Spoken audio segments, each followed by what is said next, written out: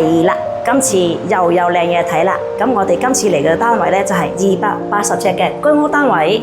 咁呢個單位咧係做咗兩房設計嘅。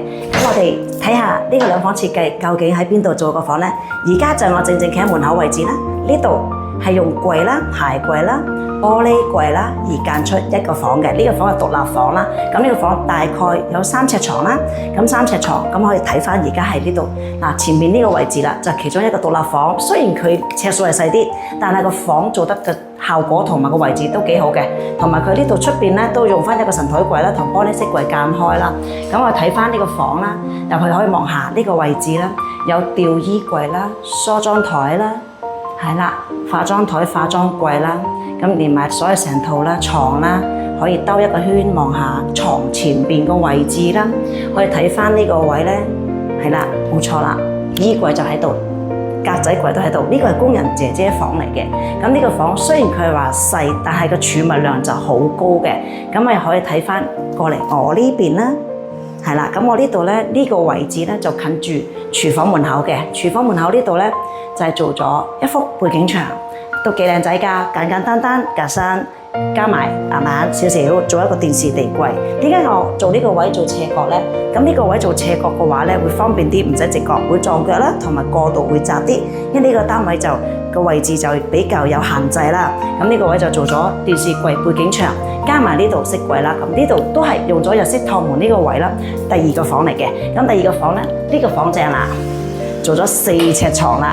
咁4尺床嘅位置咧，呢度可以睇翻啦。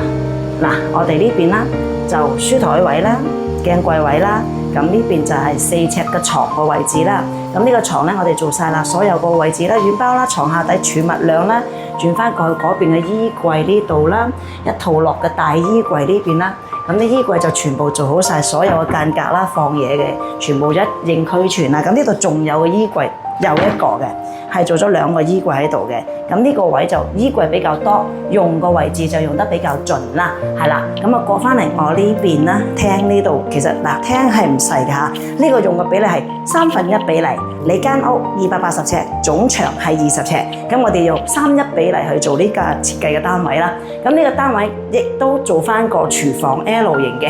咁呢個廚房，好特別嗱，可能平時你見我哋拍片啲廚房咧有油煙機啦、爐頭位啦，咁呢度咧就見唔到油煙機啦、爐頭個位置全部冇開窿喎。點解咧？因為咧呢屋企人咧比較少煮嘢食啦，所以全部唔使開窿嘅。平時放個電磁爐落個面啦，就冇咩油煙，所以呢啲全部唔留位置嘅。咁啲洗衣機位、洗菜盤位，所有都做齊晒㗎啦。咁呢啲位置啦，切菜切餸啦，全部擺嘢放嘢就比較好用啦，擺埋洗衣機 fit 到流㗎啦。咁啊過翻嚟廁所呢邊，廁所呢邊都係有個簡單㗎啦。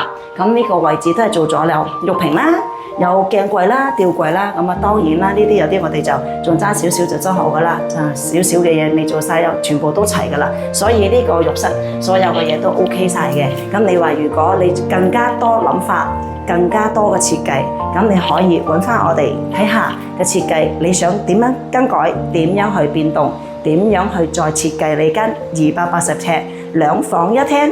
空間又大，位置又唔細嘅，咁就可以 PM 我哋打俾李小姐，或者我哋每一個同事為你效勞。咁呢集介紹到呢度啦，拜拜。